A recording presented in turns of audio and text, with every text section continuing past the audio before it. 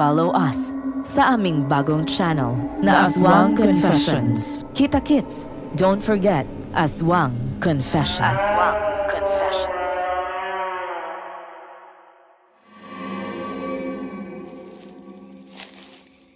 Ay, pambihira naman oh. Ginabi na talaga ako. Hindi man lang siniguradong ayos yung makina bago bumiyahe. Ay, kabwisit. Ay, saan na ba ako? Teka. Ano yun? Sinong nariyan? May baril ako. Huwag kang magkakamaling biglang lumabas at sumugod sa akin, ha? Hindi ka sasantuhin ng bala ko. Ay, Diyos ko. Ano to? May ganito bang kalaking... Bini! Huwag kang gagalaw! Sige, subukan mong lumusob, halimaw ka at tatagpasin ko yung ulo mo. Ano ba yun? Aso? Baboy ramo? Anong klaseng hayop yun? Bakit ganyang kalaki? Parang oso. Hindi hayop ang isang to. Demonyo to. Mabilis ka bang tumakbo? Ha? Bakit tayo tatakbo? May itak ka. Pinagbantaan mo na nga eh. At ito, may baril ako. Nagulat lang naman ako kaya napaurong ako ng kung anong hayop na yun eh. Sinusubukan ko lang kung matatakot. Ang kaso hindi. At sa totoo lang, hindi yan ang tipo ng hayop na inaakala mong kakayanin ng itak at baril. Anong ibig mo sabihin? Basta takbo! Takbo na, bilis! Kalokohan. Hindi ako tatakbo. Teka! Wag! Diba? Tumba. Mayroon bang hayop na kayang... Imposible. Paano pa nakatayo yun eh? Natamaan na yun sa ulo ah. Sinabi ko na sa'yo eh, ang kulit mo. Lumayo ka! Bini! Hayop kang aswang ka! Etong sa'yo! Tara na! Bilis! Teka, para saan? Ang dilim! Hindi ko alam kung saan ako tatakbo. Dito dali! Sumunod ka! Wala na ata. Naiwan na natin. Huwag kang palilin lang! Tumakbo ka lang! Hanggang doon sa kalsada! Mapandin lang ang hayop na yan kaya huwag kang titigil! Oo! Layaan mo ako! Tulong!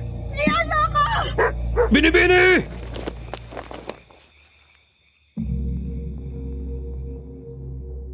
Magandang araw, Sir Jupiter, at sa lahat ng taga-subaybay ng Sitio Pangil. Ako po si Celia, isang tubong Quezon na ngayon ay nakatira na dito sa Kalakhang, Maynila. Matagal na akong nakasubaybay sa channel ninyo, subalit ngayon lang ako nagkaroon ng pagkakataon na buuin ang liham na ito. Hanggang saan aabot ang inggit at pagkaganid sa pera at ari-arian ng isang tao? Sapat ba itong dahilan para kumitil ng buhay? Yan ang mga katagang nabasa ko sa unang pahina ng kwaderno ng aking lola Cecilia matapos namin siyang ihatid sa kanyang huling hantungan 2 taon na ang nakakaraan. Kuwela at mabait, yan ang pagkakakilala namin sa kanya. Bukod sa maalaga ay talagang makwento. Isa sa mga pinakatumatak na kwento niya sa aming magkakapatid ay ang kanyang karanasan sa kamay ng isang mabangis at mapanlinlang na aswang. Akala namin noon ay gawa-gawa lamang niya ang mga kwentong yon. Hanggang sa makita namin ang isang lumang kahon kung saan nakasilid ang mga luma niyang kwaderno. Hindi pala basta kwento lamang ang lahat dahil personal niyang naranasan ang bawat eksena sa kwentong nagpakilabot sa amin noon. Isasalaysay ko po ang kwento base sa pagkakasulat niya sa kanyang kwaderno para waring siya ang nagkikwento sa inyo. Sa palagay ko ay mas magiging maganda ito sa ganoong paraan. Binago ko na lamang ang pangalan ng lahat ng mga taong sangkot sa kwentong ito. Kayo na po ang bahala, Sir Jupiter, at sa mga makakapakinig, kayo na ang bahalang humusga.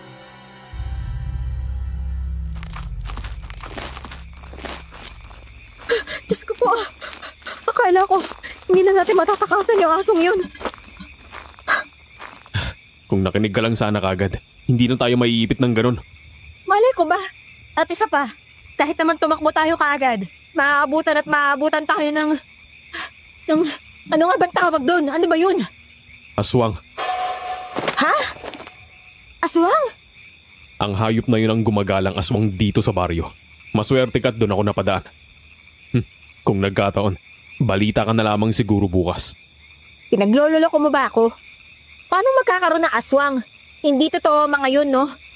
Ay, yan ang hirap sa inyong mga laking bayan. Hirap maniwala sa mga kwento naming mga taga-baryo. Pero bahala ka. Wala namang pumipilit sa'yo na maniwala ka. Maiba ako. Anong oras na't naroon ka pa bandang Kakawayan? Anong ginagawa mo dun? Lalo na't isa ka pang babae. May problema ka ba sa pagiging babae ko? Wala akong sinabing ganun. At saka bakit ka may baril? Sino ka? Ay, naliligaw ako eh. Hinahanap ko yung bahay ni Sinang Manlapas. Inimbitahan niya kasi ako dun eh. Kung ganun, ikaw ang investigador na inupahan niya? Kilala mo siya? Oo, biyanan ko siya. Maswerte ka talaga't nagkita tayo doon. Dahil kahit makatakas ka sa demonyong aso na yon, matutulog ka naman sa labas ngayong gabi. Halika, sumunod ka sa akin. Sandali. Hindi na ba tayo masusundan ng asong yun? Baka nariyan lang yun sa paligid ah. Hindi yun basta-basta susugod, lalo na't dito sa kalsada. Mga walang yaang mga kagaya ng hayop na yun. Pero hindi sila basta-basta umaatake nang sa tingin nila ay maraming maaring makakita sa kanila. Pambihira naman talaga. Bilisan mo na. Sandali. Anong pangalan mo? Ronaldo de la Cruz. Ako ang asawa ng taong hahanapin mo. Ganun ba? Ako naman si Cecilia. Cecilia Manaloto.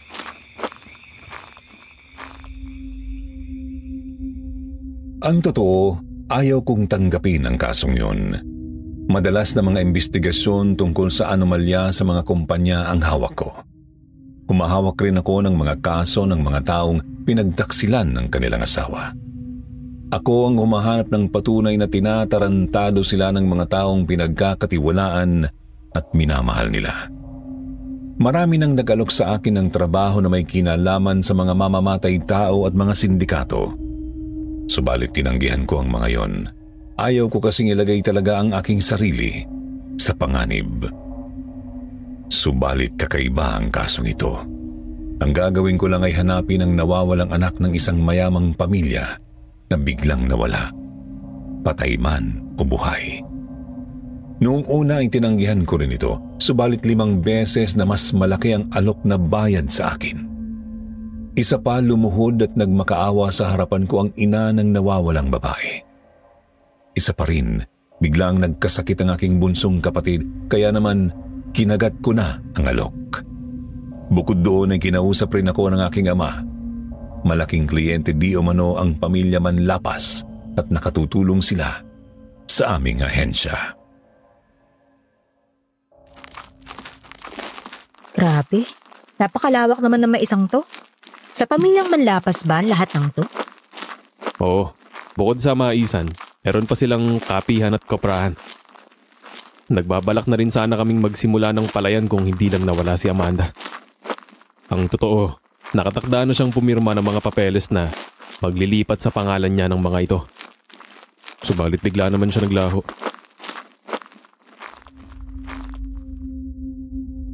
Hindi ako nagsalita nang marinig ko ang sinabi niya. Tiningnan ko lang siya ng palihim habang papalapit na kami sa isang napakalaking bahay na may 2 palapag sa dulo ng maisan na yon. Hindi ako manghuhula, subalit kaya kong malaman ang totoong nararamdaman ng isa batay sa galaw ng mga mata nito. Isa yung kasanayan na natutunan ko na lang siguro ng dahil sa trabaho ko. At masasabi kong napakalungkot ni Ronaldo ng mga oras na yon. Mama, si Ronaldo po ito. Kasama ko po si... ano nga ulit ang pangalan mo? Cecilia. Cecilia Manaloto. Kasama ko si Cecilia Manaloto, yung investigador daw na inupahan nyo. Mama! Naririnig kita. Sandali. Nasaan ba kasi si Mang Mario at ako pang kailangan magbukas ng pinto? Ay naku, Magandang gabi, Mama. Magandang gabi ho, Ginang Manlapas. Abat, ikaw nga. Salamat naman at pumunta ka. Ngayon pa lamang ay nagpapasalamat na ako sa'yo. Halika, sige, pasok. Ay, maraming salamat po. Sandali. Bakit magkasama kayo ni Ronaldo? At bakit ang dumi ng mga damit ninyo? Lalo na ang mga pantalon ninyo. Puro kayo putik. Maging ako ay nagulat nang mapatingin ako sa aking katawan. Puro talsik ng putik ang pantalon ko at may mga bakas rin ng lupa sa aking mga braso at damit. Sasagot na sana ako noon para sabihin ang nangyari ng tila nakipag-unahang sumagot sa akin, si Ronaldo. Mama, nakita namin ang halimaw. Muntik na nung atakihin si Cecilia. Kung hindi ako dumating, baka kasama na siya ni... Imposible.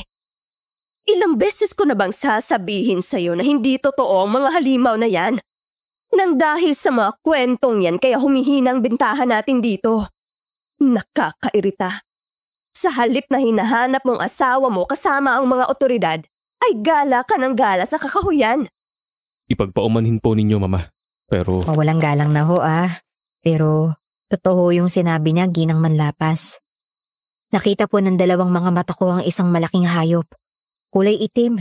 Pula ang mga mata at parang pinaghalong aso at baboy ang itsura. Ilang beses ko nang ipinasuyod ang paligid ng lugar na to nang dahil sa paghanap ko sa aking anak. Sa loob ng 2 linggo, umaga, tanghali, gabi, madaling araw, may umiikot para tingnan ang paligid. Pero wala silang nakita na kagaya ng sinasabi ninyo.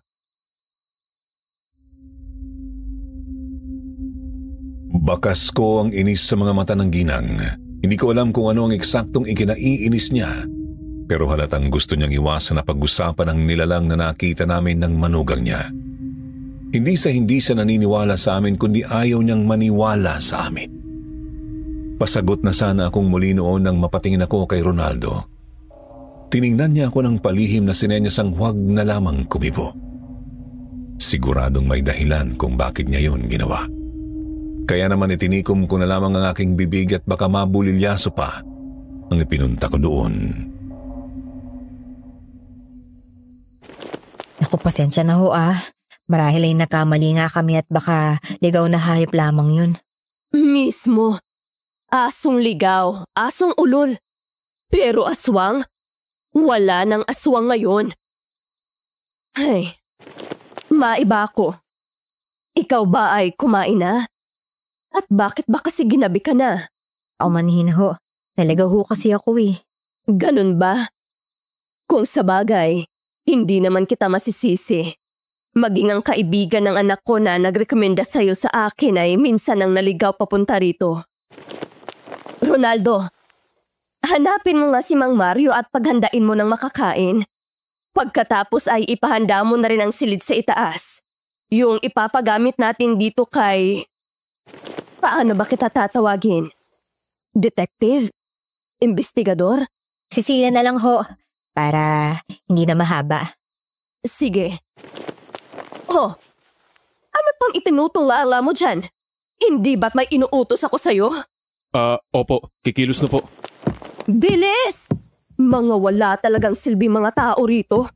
Kung hindi lang sana nawala si Amanda. Ay naku. Halika doon, Cecilia, at doon tayo mag-usap sa sala. Sige po. Gaano katagal kaya bago mo mahanap ang aking anak? Ay, hindi ko alam pero uunahan ko na po kayo Hindi po ganun kadaling maghanap ng taong nawawala. Kailangan ko pong makipag-ugnayan sa mga pulis na humawak ng kaso niya at kailangan kong malaman lahat ng tungkol sa kanya. Mga kaibigan, laging kasama at yung pinagkakaabalahan niya. Naiintindihan ko. Sige. Maaari ka naman manatili rito habang nag-iimbestiga. Ayaw kung uuwi-uwi ka pa. Pagkatapos ng 2 buwan at hindi pa rin makita si Amanda, ay doon na siguro tayo susuko. Hindi pala tayo susuko. Pagkatapos ng 2 buwan, Kikilos tayo batay sa matatapos mo sa loob ng panahon na yon. Naiintindihan ko po. Nasa akin na ang lahat. Ari-arian, pera, alahas, malaking bahay. Pero lahat ng ito hindi kumpleto kung wala ang aking anak. Kaya nakikiusap ako, Cecilia. Tulungan mo kung hanapin siya. At ibibigay ko lahat ng naisin mo pagkatapos. Makakaasa po kayo na gagawin ko lahat ng makakaya ko. Pilit mang pinigilan ng ginang ang kanyang mga luha ay kusa pa ring tumulo ang mga iyon. Tanda ng pighati na kanyang dinaramdam. Kahit sino naman sigurong magulang ay mag-aalala ng husto. Baka nga ang iba ay mabaliw pa sa kakahanap sa anak nilang bigla na lamang naglahong parang pula. Ilang sandali pa ay dumating ang isang kayumangging lalaki na may nakapumadang buhok. Siya si Mang Mario, ang kasambahay doon. May edad na siya kung titingnan sa mukha, subalit hindi yun halata sa kanyang maliksing mga kilos. Sinabi niya na handa na ang pagkain. Sige na, Cecilia. Maghapunan ka na muna. Aakyat na muna ako sa itaas para magpahinga. Napagod ako sa maghapon. Ayaw niyo po bang kumain man lang? Baka ho... Hindi na. Malamang na naroon ang Ronaldo na yun. Oo nga pala. Mag-iingat ka sa isang yon, Cecilia. Malakas ang hinala ko na may kinalaman siya sa pagkawala ng anak ko. Teka, ano pong ibig niyo sabihin? Galing sa mahirap na pamilya ang lalaking yun. Ang totoo, tutol ako sa pag-iisang dibdib nila. Dahil sigurado ako na yaman lamang ang habol niya sa anak ko. Pero sadyang matigas ang ulo ni Amanda. Palihim silang nagpakasal. Tingnan mo ang nangyari. Ngayon, malakas ang habol ng lalaking yan na mapasa kanya ang lahat ng pagmamay-ari ko sa oras na mamatay ako. Mamaya ako na palang pinagbabalakan niyang patayin. Kung ganun po, bakit niyo siya hinayaang manatili rito? Dahil mas gusto kong nakikita ang mga ikinikilos niya. Basta, gusto kong manmanan mo rin siya. Naiintindihan mo? Malakas ang kutob ko na may nalalaman ang lalaking yan sa pagkawala ng anak ko. Opo, naiintindihan ko po.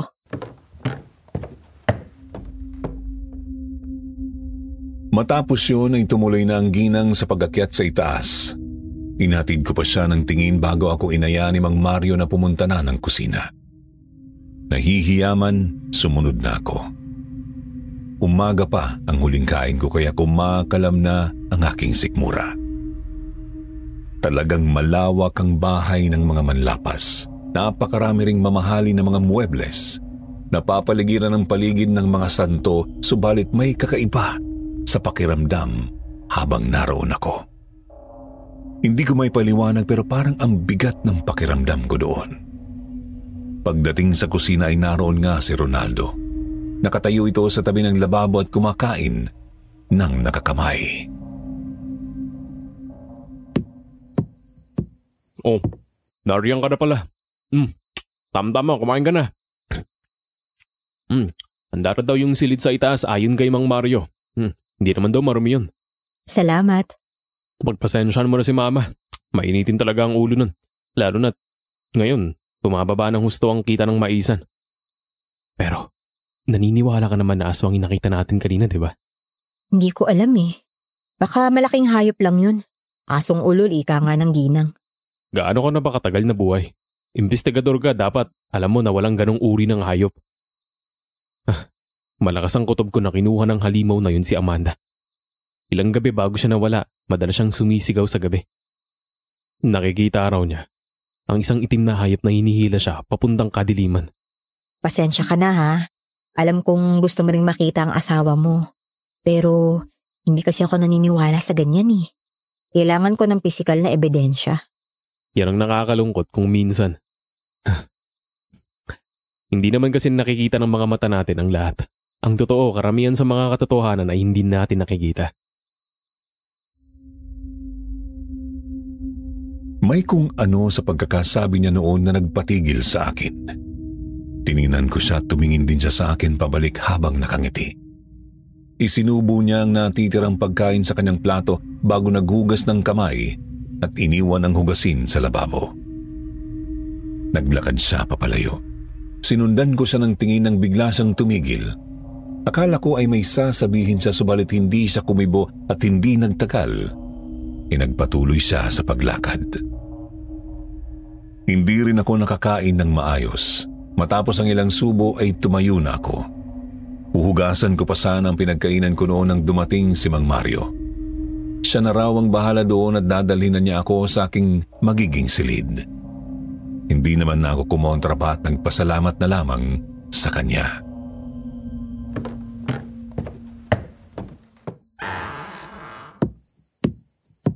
Ay, nakaupo rin sa wakas.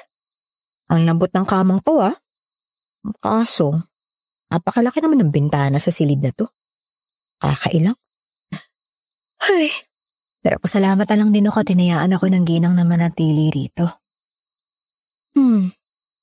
Teka, ano yun?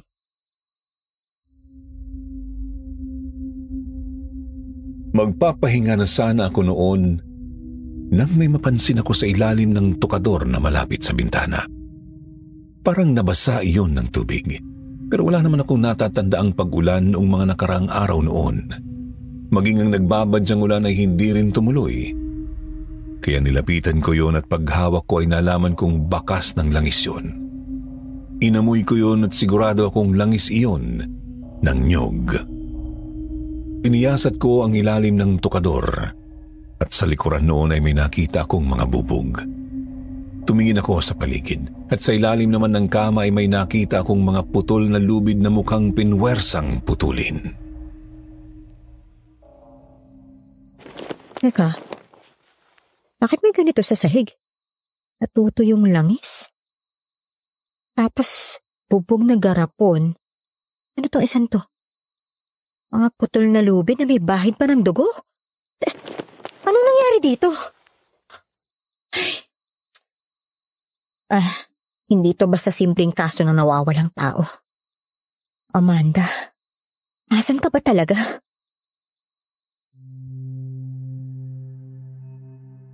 Habang abala ako sa pag-iisip ay kumatok si Mang Mario.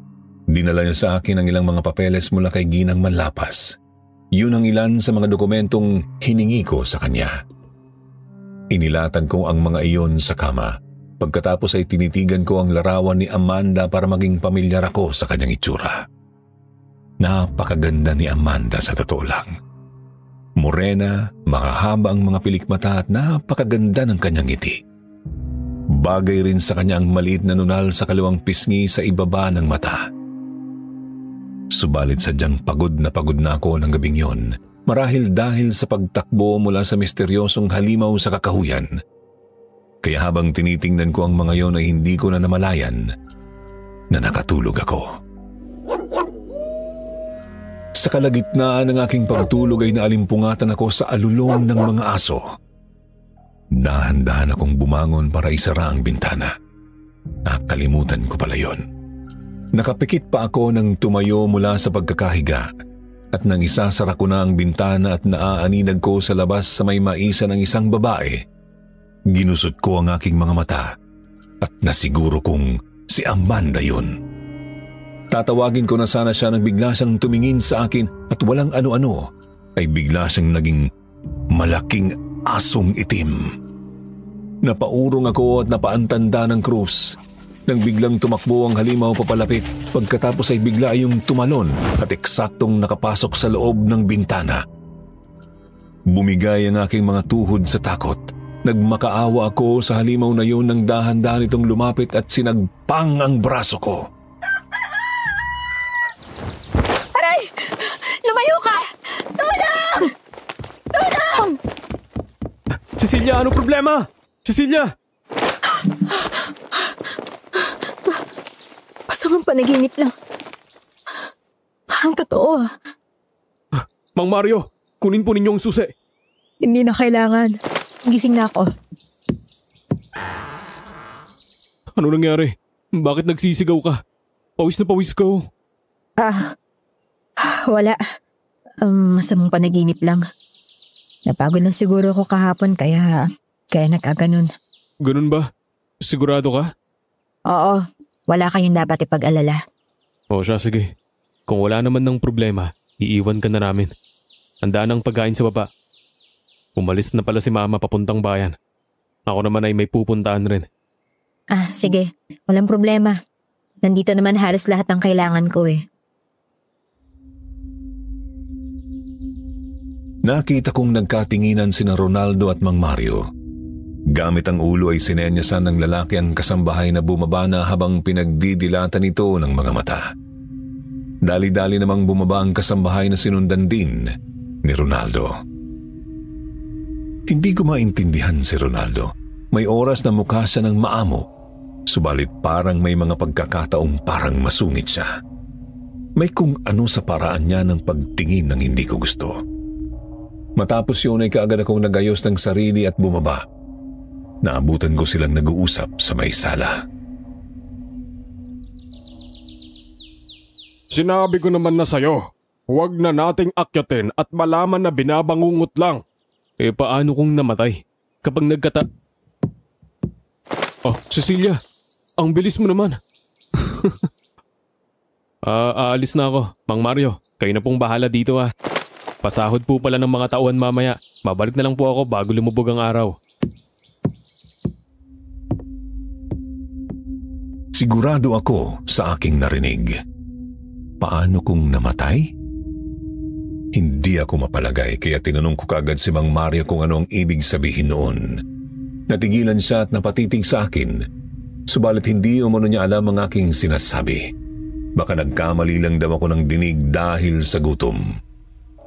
Hindi ko naman na siya kinulit pa noon. Subalit muli siyang napatitig sa akin ang mariin nang itanong ko sa kanya ang tungkol sa mga nakita ko sa silid. Sa reaksyon ho ninyo, sigurado ako may nalaman kayo. Ano ho ba talaga nangyari sa silid na yun? At bakit may piraso ng putol na lubid na may bahid ang dugo? Ang kwartong yon, doon kinulong si Amanda kapag nawawala siya sa sarili. May mga gabi noon na parang nauulol siya. Nagsisigaw, nag-iiba ang boses. Ilang beses na siyang pinatingnan sa mga doktor pero walang nangyari. Ano pong ibig niyong sabihin? May sakit si Amanda? Bakit wala yun sa mga dokumentong inabot ninyo sa akin kagabi? Wala rin nabanggit ang ginang tungkol dun. Dahil hindi niya matanggap na isinumpa ang kanyang anak. Isa pa, wala naman talagang nakita ang doktor na sakit. Kaya ano ang isusulat? Inaswang si Amanda. Hindi, ginawa siyang aswang. Yan ang totoo. Hindi siya basta nawawala. Nakatakas siya mula rito. Ginawang aswang? Ano? At kung totoo ho yan, bakit wala rin hong nasabi sa akin si Ronaldo? Hindi ko na alam. Sinabi ko na ang nalalaman ko. Ayaw kong makarinig tungkol dito kapag narito ang madam. Ayaw kong mapalayas. Maraming tenga ang lugar na ito. Iyon din siguro ang dahilan ni Ronaldo. Naiintindihan mo. Imbestigador ka, di ba? Kaya mo na sigurong magsimula mula sa mga sinabi ko. Si Mara. Yung may edad na babae sa bundok. Yun ang huling kasama ni Amanda bago siya tuluyang nawala. Kaibigan niya ang isang yon. Baka may makuha ka sa kanya na impormasyon. Pero sinasabi ko sa'yo, hindi basta lang nawawala si Amanda. Mara? Babae sa bundok? Sino ho yun? At ano naman hong kinalaman niya rito? At bakit hindi na lamang po ninyo ako diretsuhin? Subalit hindi na yun sinagot pa ni Mang Mario. Kinulit ko siya pero sinigawan niya ako. Baka raw biglang dumating si Ginang Manlapas o kaya ay may makarnig pa sa mga sasabihin niya. Ako na raw ang bahala na humanap ng sagot sa mga tanong dahil yun naman daw ang aking trabaho. Lalo akong naghinala sa mga taong naroon. Ngunit tama si Mang Mario.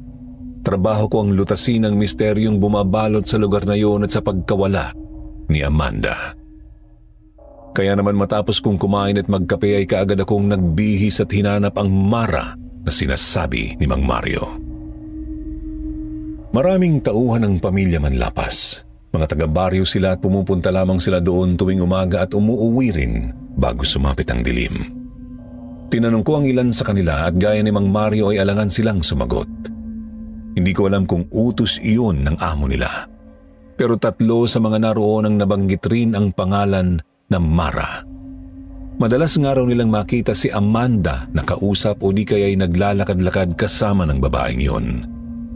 Kaya naman hindi na ako nagatubili pa. Pinuntahan ko ng lugar kung saan nila sinasabing matatagpuan ng taong yun. At yun nga ay sa isang kubo sa paanan ng bundok, kasunod ng kapihan. Tao po! Tao po! May tao po ba dyan? At sino ka? Anong may paglilingkod ko sa iyo? Nandito po ako para kay Mara. Ako si Mara. Anong kailangan mo sa akin? Sandali. Hindi ka taga rito. Huwag mo sabihing isa kang investigador. Oho, ako ho si Cecilia. Cecilia Manaloto. Hindi na ho ako magpapaligoy-ligoy pa ha. Nandito po ako dahil hinahanap ko si Amanda. Hinahanap mo si Amanda, tama ba? Opo. Alam po ba ninyong At sinasabi sa iyo ng mga taga-baryo at ng malamang ni Mario na ako ang huling kasama ni Amanda bago ito mawala. tama po kayo. Ay, nais talaga nilang ibaling sa akin na sisi. Alam mo bang pangatlo ka ng pribadong investigador na humawak ng kaso ni Amanda? Maging ang otoridad ay binitawan na ang kaso. Pangatlo na ako? Ay nako, hindi ko na talaga alam ang tumatakbo sa isip ng sinang na yon. Pinahahanap niya si Amanda pero ayaw naman nilang sabihin sa mga humahanap ang totoo. Ano ho ang totoo? Maniniwala ka ba sa akin? Maniniwala ka ba sa isang matandang babaeng mag-isang nakatira sa paanan ng bundok? Dahil kung hindi, mag-aaksaya ka lamang ng panahon dito. Kailangan ko ho ng impormasyon. Kailangan ko mahanap si Amanda. Marami nakasalalay sa kasong to. Kaya kahit anong impormasyon ho yan, papakinggan ko. Kung ganon, sige. Pumasok ka. Doon tayo sa loob mag-usap. Pinaunlakan ko ang paanyayang yun ni Aling Mara. Aling Mara dahil sa tingin ko ay nasa lagpas 50 na siya. Sunog ang balat sa araw at mayroon ng kulay abong buhok. Hindi naman siya nakakatakot subalit may iba rin akong pakiramdam sa kanya. Pagpasok ng bahay ay kaagad kong naamoy ang iba't ibang uri ng halamang gamot na hinaluan ng langis ng nyog. Nagkalat rin ang mga figura ng mga tao na inukit sa kahoy. Subalit hindi ko na pinansin ang mga yon. Umupo ako sa isang upuang yari sa kawayan at nagsimula na sa pagtatanong. Wala akong maiaalok na kahit ano sa iyo ha, pasensya ka na. Ayos lang ho. Hindi naman ho yun ang pinunta ko rito eh. Ngayon, sabihin po ninyo kung ano ang nalalaman ninyo tungkol sa pagkawala ni Amanda. At kung bakit kayo ang tinuturo na huli niyang kasama bago siya mawala. Alam mo naman siguro man tungkol sa kanyang sakit. Yung pagwawala niya sa gabi, hindi ba? Opo, pero hindi ho ba yun sakit sa pag-iisip? Pagpaumanihin niyo po pero iyon ang tingin ko dun eh. Kaya naisip kong baka nariyan lang si Amanda. Nasa paligid lang, nawawala sa sarili.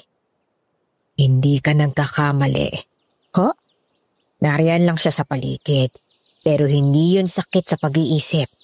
May sumumpa kay Amanda para maging aswang. Nang marinig ko yun, napakunot ako ng noo. Nabanggit din kasi yun ni Mang Mario pero sinong maniniwala doon? Ngunit nang maalala ko ang panaginip ko at ang malaking hayop na humabol sa akin noong unang gabi ko doon ay napaisip ako. Sinabi ko kay Aling Marang tungkol sa malaking hayop na yon at nagulat ako sa naging sagot niya. Aswang ang isang yun, Cecilia. May kakayahan ng ilang uri nila na makapagbago ng anyo. Mahirap paniwalaan, pero totoo ang mga aswang. Pero ano pong ibig niyong sabihin na isinumpa siyang maging aswang? Paano po nangyari yun? Ang rason kung bakit naging madalas na lumapit sa akin si Amanda ay para isang guni ang nararamdaman niya. Isa akong mangkukulam at manggagamot. Hindi ko na itatago yan sa'yo.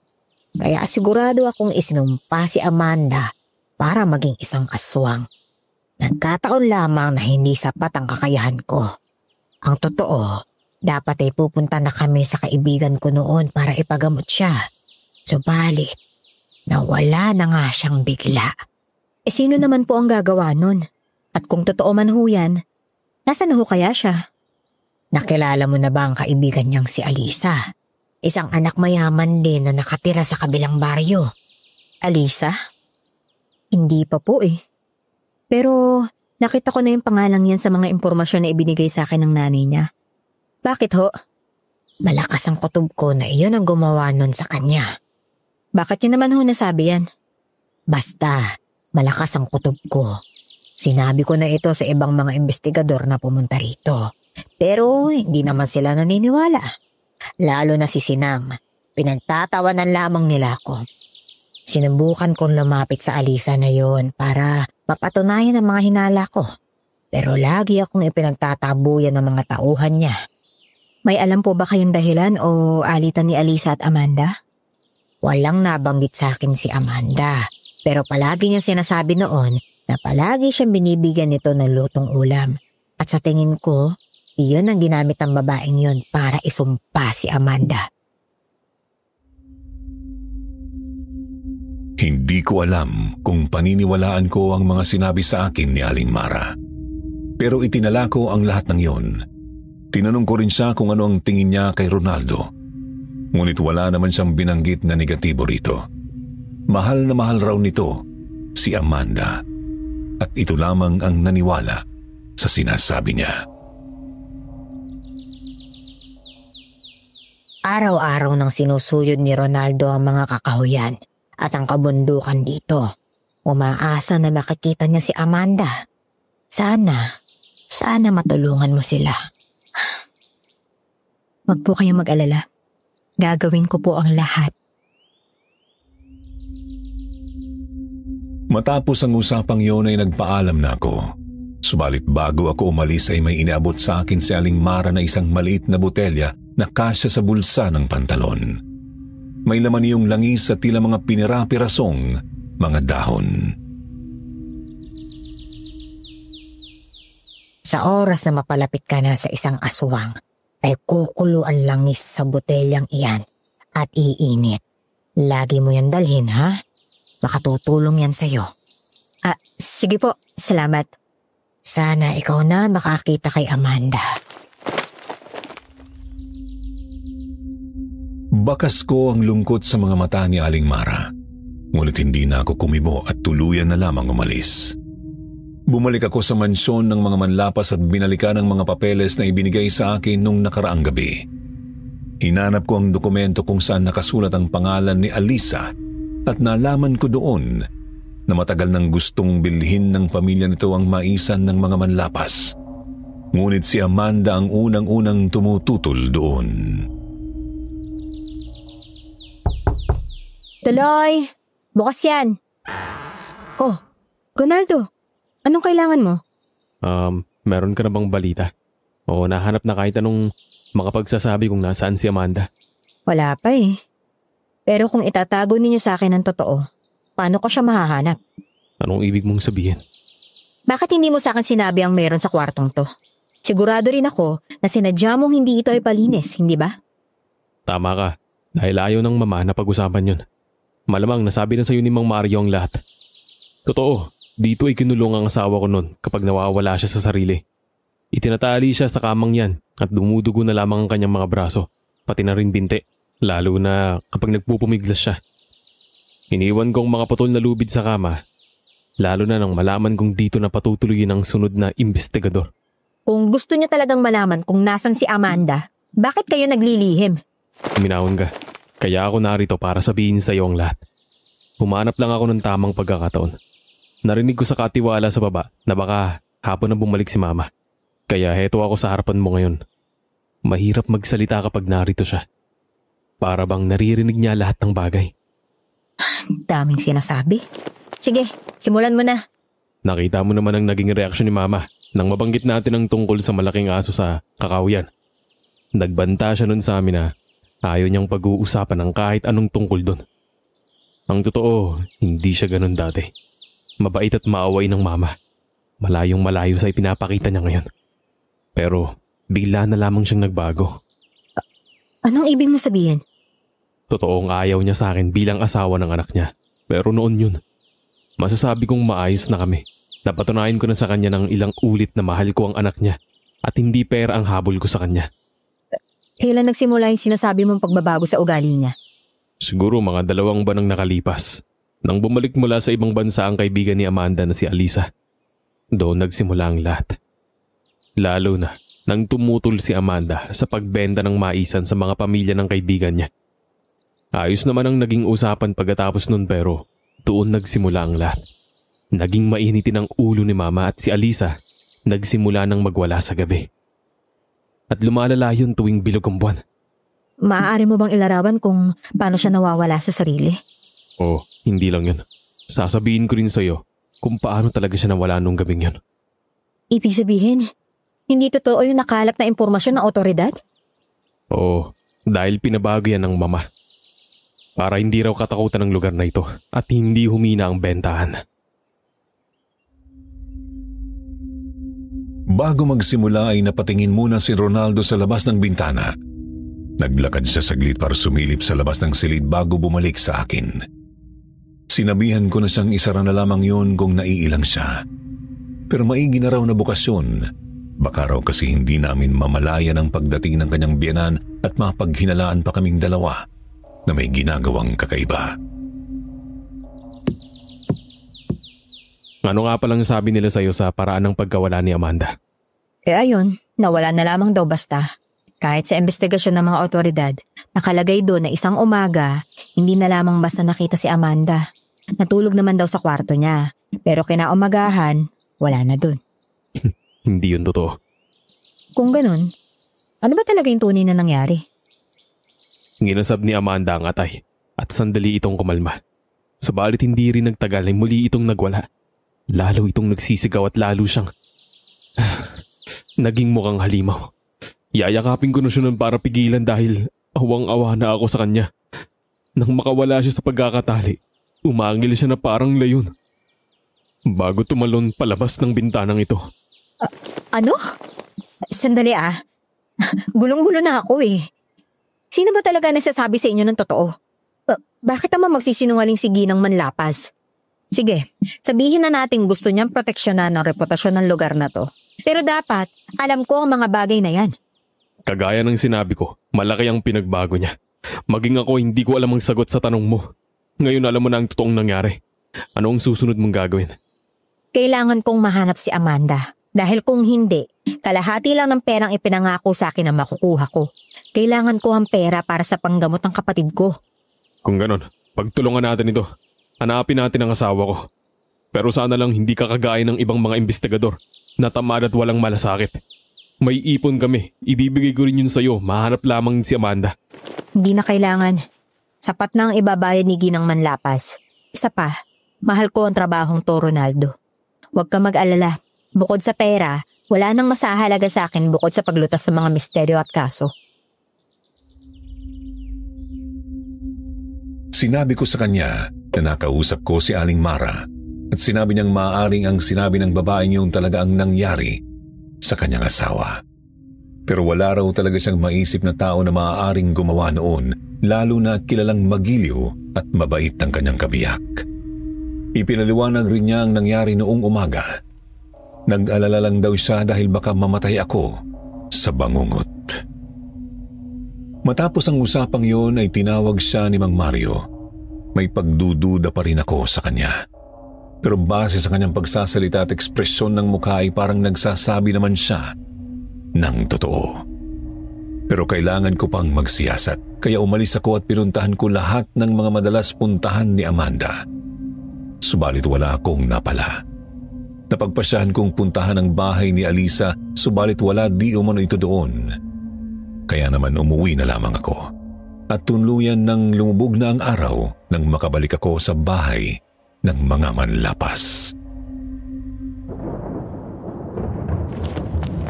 Nagbabadya pa yata lumakas yung ulan. Oh, nandito pala yung sasakyan ni Ginang Manlapas eh. Pero, kanina yung isa pang sasakyan. Mukhang mayaman at may mga tauhan pang bantay ha.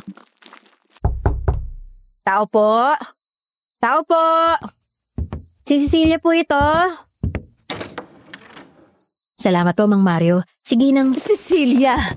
Narito ka na pala. Mabuti naman kung ganun. Ay, magandang gabi po. Halika, pumasok ka at may ipapakilala ko sa'yo.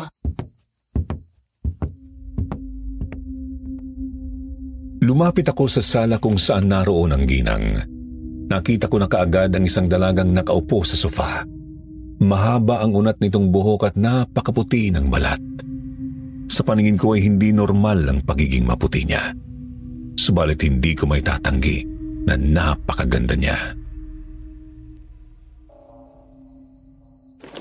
Ito nga pala si Alisa, ang pinakamatalik na kaibigan ng aking anak. Siya ang nagrekomenda sa'yo para hanapin ang aking anak. Magandang gabi. Ikinagagalak kong makilala ka. Matunog kasi ang pangalan ninyo sa bayan, kaya naisip ko na makakatulong ka sa paghahanap kay Amanda. Ano? May nahanap ka na bang impormasyon na makakapagturo kung nasaan ang kaibigan ko? Oo nga. Mayroon na ba? Sasabihin ko na sana kung ano ang nalaman ko sa buong maghapon. Subalit naisip ko ng dalawang itong pinakakahina-hinala sa lahat ng nakausap ko. Kaya minabuti kong itikom muna ang aking bibig. Naisip ko na saka na ako magsasalita kapag sigurado na ako sa mga hawak kong mga impormasyon. Pasensya na po pero wala pa eh. Pero magpapatuloy ho ang kaso bukas. Ganun ba? Sige. Sana lang ay makita na siya. Kahit bangkay na lang sana. Huwag po nating unahan ang investigasyon. Hindi ba't anak ito ng pinakamagaling na investigador sa kabilang bayan? Sigurado kung mahahanap niya si Amanda. Doon ko lamang napansin ang kinakain nila at hindi ko naiwasang mapangiwi. Parang sariwang atay iyon na nakalagay sa plato. Hindi ko naiwasang tanungin sila kung ano ba talaga yon para makasigurado at sabay pa silang natawa sa aking tanong. Parang diring-diri ka naman. Sa ibang bansa, kinakain talagang atay ng baka ng hilaw. Masustansya yan at maganda para sa mga babaeng kagaya natin. Totoo yan. Kung gusto mo, bibigyan kita. Gusto mo bang subukan? Hindi na po. Busog po ako eh. Kumain ho ako sa pinuntahan ko. Ganun ba? O sige, makakapagpahinga ka na. Mag-usap na lamang tayo bukas. Sige po. Maiwan ko po muna kayo Aray! Ano ba yun? Ano yung mainit na yun? Nakatalikod at paalis na ako sa harapan nila nang biglang may naramdaman akong mainit mula sa aking bulsa. Kaagad ko yung dinukot at natigilan ako nang makitang yun ang ibinigay sa akin ni Aling Mara. Napakainit noon at kumukulo ang laman. Anong problema?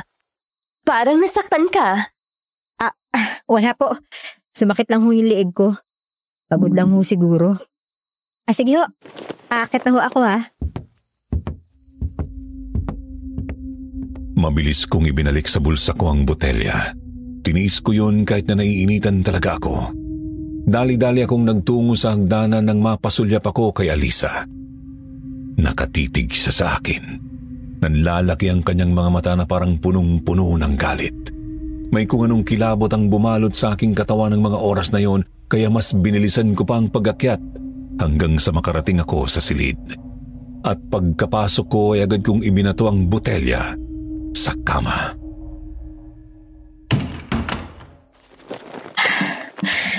Ay, ang init nito ah. Pero patunay lang yun na totoo nga yung sinabi ni Aling Mara na gamit nun. Imposible namang kumulo yun ng ganun ng walang dahilan. May kakaiba sa Alisa na yun eh. Ang mga tingin niya, kailangan ko siya makausap. Hindi ako pwedeng matakot. Kakausapin ko siya. Sandali akong umupo sa kama. Kinuha ko ang botelya. Mainit-init pa yon, subalit hindi na kumukulo ang laman. Binalot ko yon at muling ibinulsa. Bababa na sana ako para kausapin si Alisa nang makarinig ako ng sigawan ng mga nagtatalo. Narinig ko ang boses ni Ronaldo. Pero bago bumaba ay tiningnan ko muna ang aking baril at siniguradong may bala yon. Bakit ninyo biglang ibebenta ang maisan, Mama? Hindi ba't ayaw rin naman talaga ninyong ibenta yan? Ano na lang ang sasabihin ni Amanda? Huwag kang makialam dito. Sino ka ba? Ako ang may-ari kaya ako ang masusunod. Pero Mama, ano ho bang nangyayari sa inyo? Napakahalaga ng maisan na ito para sa inyong mag-ina. Huwag kang mag-alala, Ronaldo. Hindi ko naman kayo palalayasin dito. Kina Amanda pa rin naman ang bahay na to. Ang maisan lang ang nais ng pamilya ko. Pero tutol si Amanda sa pagbenta ng maisan, alam mo yan. Pero wala siya. Anong gagawin natin? Siguro, totoong may kinalaman ka sa pagkawala niya para tuluyan mo nang makuha ang maisan na ito. Ronaldo, wag mo akong pinagbibintangan.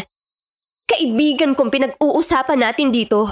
Aba, tumigil ka na nga sa mga pinagsasabi mo, Ronaldo. Kung ano-ano na lang ang lumalabas sa bibig mo. Ang sabihin mo, gusto mong sa'yo mapunta ang maisan. Hindi ho yan totoo. Alam niyo yan, Mama. Alam niyo kung gaano ko kamahal si Amanda. Ay nako, aalis na ho ako, Tia. Sinisira na ng Ronaldo na to ang aking gabi. Nakapagkasundo naman ho tayo. Bukas na lang ho natin ituloy ang usapan. Mabuti pa nga. Sige na. At ikaw, Ronaldo, Sandali lang. Walang aalis. Alisa, umamin ka na. Anong ginawa mo kay Amanda? Bakit siya naggaganon? Wala akong alam sa mga sinasabi mo. Wala akong alam sa pagiging halimaw ng asawa mo. May alam ka. Nagsimula lang naman ang lahat ng ito nung bumalik ka. At anong halimaw? Kahapon lang nung dumalaw ka rito, sinabi mong wala kang alam sa nangyari sa kanya at sa kanyang sakit. Sinabi ni Tia Sinang? Aba, kaibigan ako, no? Hinugot ni Ronaldo ang itak na nakasukbit sa kanyang bewang at walang ano-anong nilusob niya si Alisa. Subalit hindi man lang natinag ang dalaga. Simpleng inilaga nito ang itak sabay tinadyakan si Ronaldo. Sa pool si Ronaldo sa tagiliran, bumagsak ito at talagang namilipit sa sakit. Nabigla ako. Sa payat ng babaeng yun, imposibleng mapatumba niya na parang bata ang isang matipunong lalaki. Napako ang tingin ko kay Alisa at kitang-kita ko kung paanong naging purong itim ang kanyang mga mata. Nagsilabasan rin ang ugat sa kanyang noo at nagsimulang umitim ang balat sa kanyang mga braso at ganoon din ang nangyari kay Ginang Manlapas. Hindi ako nakakilos noon sa pagkabigla. Maging sino naman siguro maninigas sa takot kapag nakakita ng ganoong nilalang. Ronaldo. Hindi naman na sana aabot pa sa ganito kung marunong ka lang sanang tumahimik. At hindi naman ako magkakaganito kung hindi dahil sa'yo. Sa inyo ng asawa mo. Sinabi ko na. Tama si Aling Mara. May kung anong kasama nang bumabalot sa iyo. Aswang ka. Ang babaeng yun talaga. Dapat matagal ko na siyang ipinakain kay Amanda. Hindi bale. Pagkatapos ko sa'yo, isusunod ko na siya. Ayop ka! Demonyo! Mama! Mama! Nakikita ba ninyong babaeng to? Mama! Pati ba naman? Alisa, anong ginawa mo? Wala nang magagawa ang mga sigaw mo. Ayaw ko kayong patayin. Pero dahil sa ginawa mo, ginalit mo ako. Ngayong gabi, wala akong ititira ni isa sa lugar na to. Paano mo ito nagawa kay Amanda at sa pamilya niya? Wala silang ipinakitang masama sa'yo. Amanda, Amanda, Amanda. Puro na lang Amanda. Lagi na lang siyang pinakamagaling. Ang pinakamaganda. Ang pinakapinupuri ng lahat. Kahit wala siyang ginagawa, siya pa rin ang magaling. Tapos kinuha pa niya sa akin ang pinakamamahal ko. Ikaw, Ronaldo. Si Raulo, bago ka pa ipakilala sa akin ni Amanda, matagal na kaming magkasintahan. Eksakto. At kasalanan ko bang napaibig mo ako? Kaya nagawa mo akong akitin. Oo. Ang kaso, hindi ka maakit-akit. Ipinakita ko na sa iyo ang lahat. Pero si Amanda pa rin ang pinili mo. Tapos nang makiusap ako sa kanya na ibenta sa akin ng maisan, ayaw pa rin niya. Ninoble ko na nga ang presyo eh. Ang gusto niya, kanya ang lahat ng magandang bagay. Ang babaw ng dahilan mo. Ang sabihin mo, demonyo ka talaga. Baliw ka na. At likas na masama. Demonyo? Siguro nga. Pero gagawin din kitang kagaya ko kapag inihatid na kita sa impyerno. Akmang aatake na sana si Alisa nang biglang dumating si Mang Mario dala ang isang supot ng asin. Isinaboy nito iyon kay Alisa dahilan para malapnos ang balat nito at mangisay sa sakit. Doon na ako humugot ng lakas ng loob. Mabilis akong bumaba ng hagdan at nilapitan si Ronaldo. Hinila ko siya papalayo doon. Anong tinitingin-tingin mo dyan? Walang kwentang kampon. Sige Sinang, atakihin ang matandang yan. Tampalasan. Patuloy sa pagsaboy si Mang Mario. Natamaan din niya ang amo at nalapnos din ang balat nito subalit nagpatuloy ito at dinamba siya. Kakagatin na sana siya nito nang pinaputukan ko yun. Bumagsak sa ibabaw ni Mang Mario ang katawan ni Ginang Manlapas na balot ng katahimikan ng lugar. Ngunit sa muling pagsigaw ni Alisa ay bumangon ang babae at sinakal si Mang Mario. Kukunin ko na sana ang supot ng asin nang bigla naman akong dambahin ni Alisa. Nabitawan ko ang baril at naipababawan niya ako. Dapat ata hindi na kita inirekomenda. Sa kagustuhan kong maging makatotohanan ng arte ko, nakapagdala pa ata ako dito ng maling tao. Hindi bale. Masusolusyonan naman to. Sumigaw ako ng malakas. Pinilit kong labanan siya subalit puro sugat at galos lamang sa braso ang tinamo ko. Ramdam ko ang pagtalsik ng dugo sa aking mukha habang sinasalag ang mga atake niya. Nang biglang may dalawang lalaking pumasok, yun ang mga tauhan na kasama ni Alisa. Subalit napasigaw na lamang ang mga ito sa takot nang makita ang nangyayari. Umalis sa ibabaw ko si Alisa at mabilis na tumakbo papalapit sa dalawa niyang tauhan. Pinaputukan siya ng mga ito subalit walang nangyari. At pagtingin ko ay nakahandusay na ang mga iyon sa sahig. Ronaldo! Sige na! Tumakbo na kayo ng Cecilia! Doon na kayo dumaan sa likod! Huwag na ninyo akong alalahanin!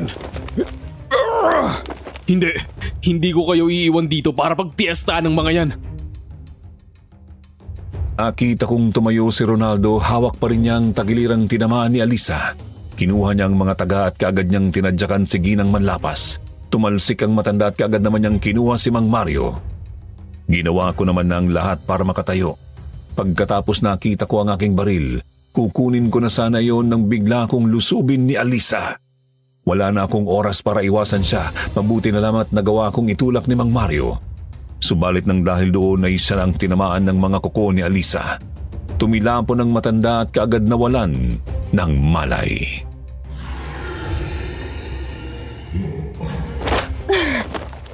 Hindi ko akalain na magiging ganito. Ang gusto ko lang naman ay ang maisan.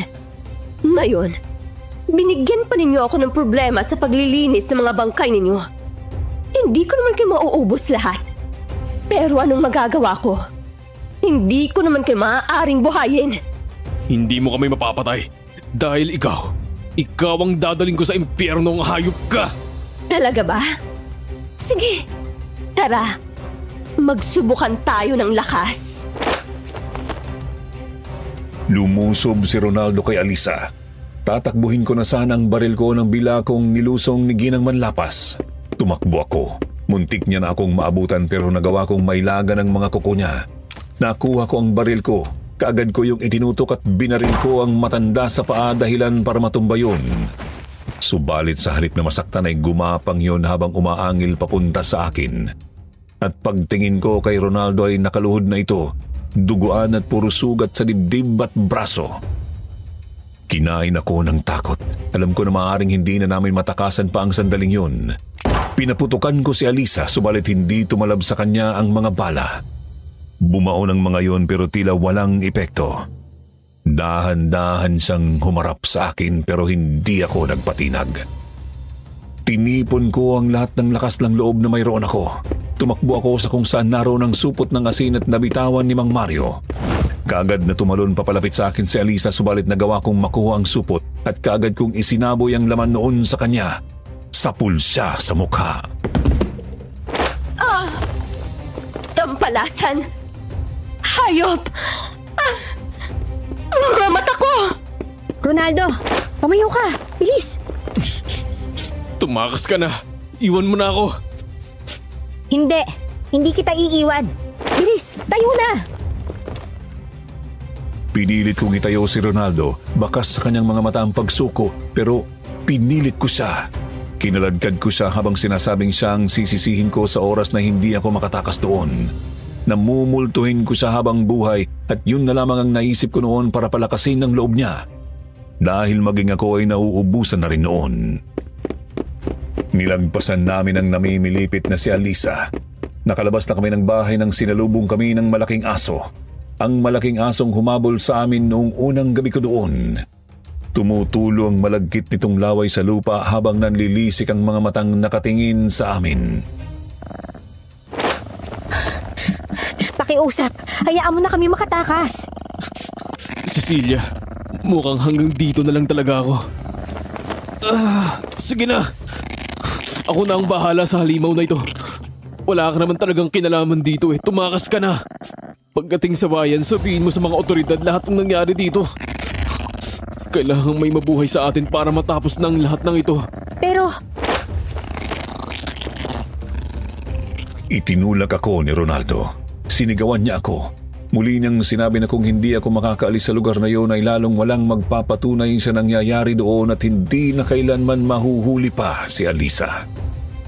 Tama siya at sang-ayon ako na yun ang tamang gawin kaya kahit labag sa loob ko na iwan siya ay dahan-dahan na akong lumayo sa kanya. Huwag mong isipin na may mga naging pagkukulang ka rito. Sige na. Kung gusto mong mabigyan ng hustisya ang pagkamatay ng mga taong narito, umalis ka na. Walang aalis. Sama-sama kayong mamamatay rito. Sige, Amanda. Lapain mo na yung asawa mo. Ako nang bahala sa babaeng to. Amanda? Nakita kong muli ang kawalan ng pag-asa sa mukha ni Ronaldo nang marinig na tinawag ni Alisa ang aso na Amanda. Tinitigan niya ito at bigla siyang napaluhod sa harapan nito. Gusto ko siyang tulungan at kunin doon pero papalapit na sa akin si Alisa. Hindi ka na natuto.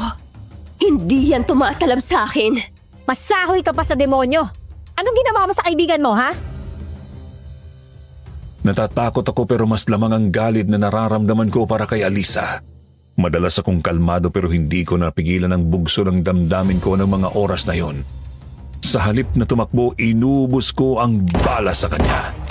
Natamaan ko siya sa iba't ibang parte ng katawan at napansin kong bigla siyang bumagal at hindi nagtagal ay hiningal. Mukhang hindi ka naman pala immortal eh. Eh ano naman ngayon? Ubus naman na ang bala mo. Sumigaw siya ng pagkalakas-lakas. Lulusob na sana siya sa akin nang bigla siyang sakmalin ng malaking aso sa kaliwang braso. Pagkatapos ay iwinasiwas siya nito at itinapon, dahilan para tumama siya sa isang malaking puno sa labas ng bahay. Nabigla ako sa aking nakita at hindi nakakilos. Bumaling sa akin ang aso habang umaangil at napaupo na lamang ako nang makitang nasa bibig pa ng aso ang buong braso ni Alisa. Tumigil ka! Lumayo ka kay Cecilia! Aling Mara! Sandali ho! Huwag niyo ho siyang saktan! Niligtas niya ho ako kay Alisa. Ano? Paano? Totoo po ang sinabi ni Cecilia. Tinawag ni Alisa ang asong ito na Amanda. Diyos kong mahabagi. Hindi. Munti ka na kitang mapatay. Ilang beses na. Ako rin ho. Hindi ko akalaing ito ang asawa ko. Anong nangyari? Bakit? Paanong nawala ang kontrol ko sa'yo, Amanda? Hayop na kultong yun. Ang sabi nila ay sapat na ang laway ko para makontrol ko kayong mag-ina. Sinasabi ko na nga ba't may hindi tama sa ipinagawa nila sa akin? Mali ka. Maaaring tama ang ginawa mo sa mag-ina. Pero ang hindi mo alam ay kayang talunin ng isang may malakas na determinasyon at pag-ibig ang sumpa ng aswang na kagaya ninyo. Kalokohan! Pag-ibig? Kalokohan na lang yan. Tatapusin kong ilusyon ninyong yan pati ang mga buhay ninyo. Magsama-sama kayo sa impyerno at doon kayo mag-ibigan. Tama na. Hindi ka ba naaawa sa kalagayan mo? Wala ka ng isang braso. Sumuko ka na. Tapos ano? Ipapapatay ninyo ako sa taong bayan? Ha? Hindi na! Muling sumugod sa amin si Alisa. Mabilis na humarang sa kanya si Amanda, subalit mabilis niya itong napatumba. Ang totoo, hindi ko nakita kung paano nangyari yun. Basta na lamang bumagsak ang malaking aso sa harapan namin at walang ano-ano na tumalon papalapit sa akin si Alisa. Isinisigaw na ako ang uunahin niya. Nagawa ko namang makaiwas. Tumakbo ako papalayo subalit natalisod ako sa isang nakausling bato. Akala ko ay maaabutan na niya ako nang umalingaw-ngaw ang napakalakas niyang sigaw sa paligid. At paglingon ko ay nakita ko na lamang na nakatarak na sa kanyang tiyan ang itak ni Aling Mara. Ewan ko kung makatatayo ka pa pagkatapos nito. Pinunasan ko ng langis na binabara ng bawang at luyang itak na ito. Siguradong ito na ang katapusan mo. Hindi pa dito matatapos to. Hahanapin ako ng ama ko. At siguradong iisa-isahin niya kayo. Saka na namin pag-iisipan ang gagawin namin doon. Mamatay ka na! Binunot ni Aling Mara ang itak mula sa tiyan ng aswang. Muling sumigaw sa sakit si Alisa. Napaluhod ito at doon na itinarak ni Aling Mara ang huling atake. Isinaksak niya ang itak sa likuran ni Alisa. At pagbunot niya noon ay tumumba na ng tuluyan ng aswang na una ang mukha sa lupa. Unti-unti na ring bumalik ang dating hitsura nito. Nakita ko naman si Ronaldo na naglakad papalapit sa malaking aso. Bagsak ang kanyang balikat. Sinundan ko siya ng tingin. Yayakapin na niya ang aso nang unti-unting bumalik iyon sa pagiging tao. Nanlaki talaga ang mga mata ko ng mga oras na yon. Tumayo ako at napatakbo papalapit sa kanila at totoo nga, si Amanda na ang nasa harapan ni Ronaldo noon. Napahagulgol si Ronaldo. Kaagad niyang niyakap ang asawa at ilang ulit na sinabi kung gaano niya ito kamahal. Sinubukan niya itong gisingin subalit hindi ito magising. Lumapit na rin si Aling Mara. Hinawakan niya ang pulsuhan ni Amanda at pagkatapos ay ngumiti.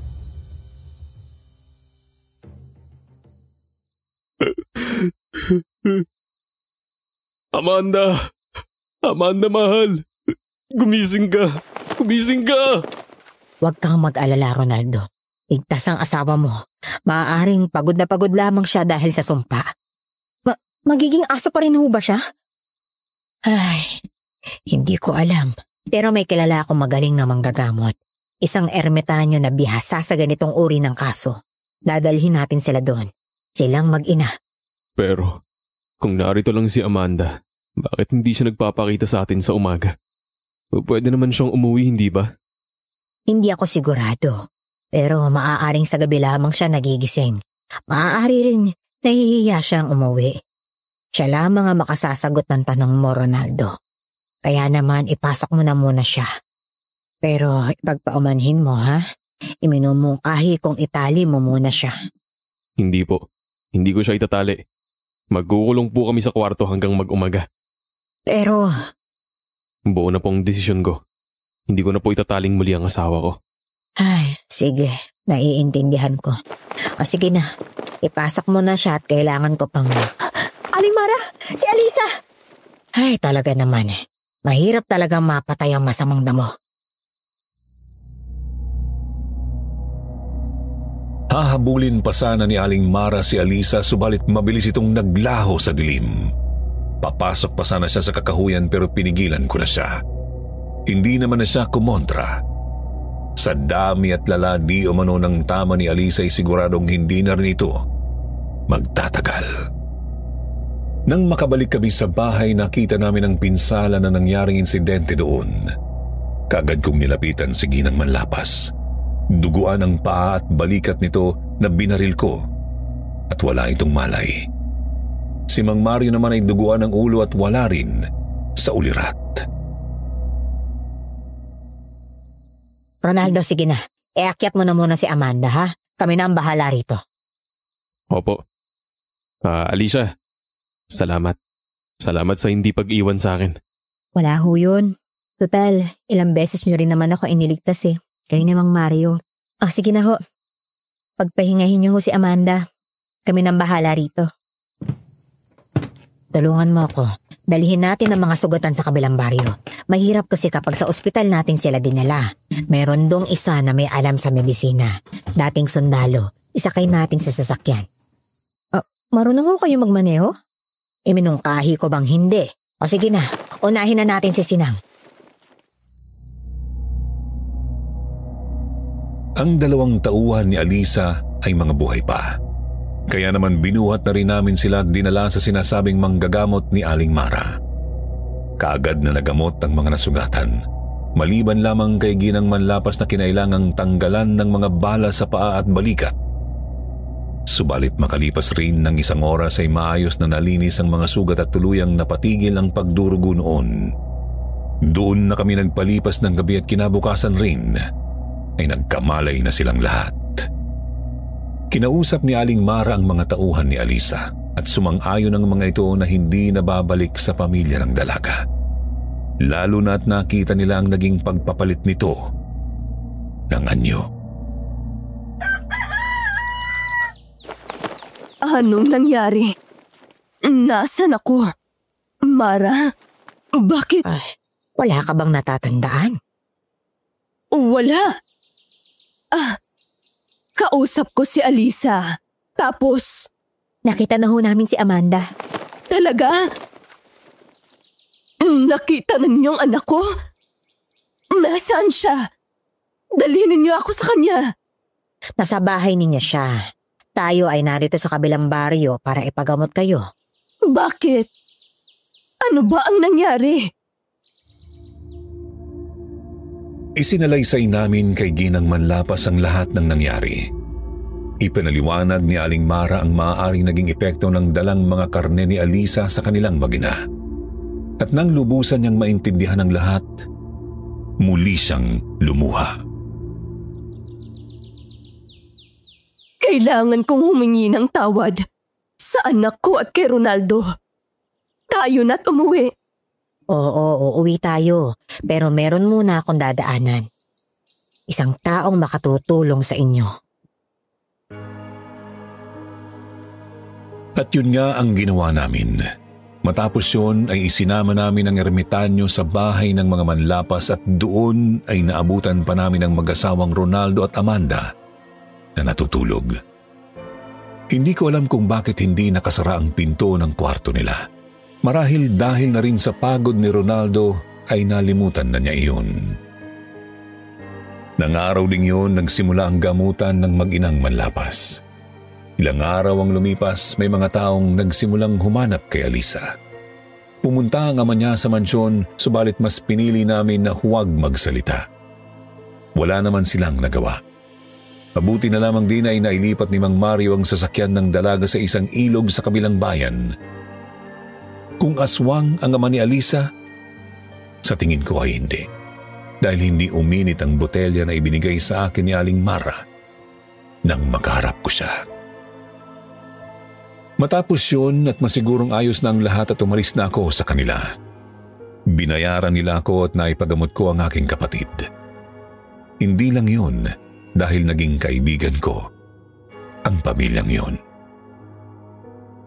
Doon natapos ang kwentong yun, Sir Jupiter. Nang mabasa ko ang kwentong yun ay napaisip ako. Kaibigan nga ba lahat ng mga taong itinuturing kong kaibigan? Meron bang naiinggit sa akin? May naaagrabyado ba ako nang hindi ko alam? Pero sa dulo naisip ko na gagawin ko na lamang ang lahat para maging mabuting tao. Iiwasan kong mainggit at magtanim ng galit.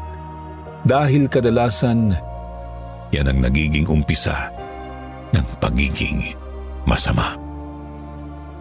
Maraming salamat po sa inyong channel. At dahil dito ay nabigyan ng buhay ang kwentong alam namin ay napakahalaga para sa aming Lola Cecilia. Mabuhay po kayo at ng lahat ng bumubuo nito.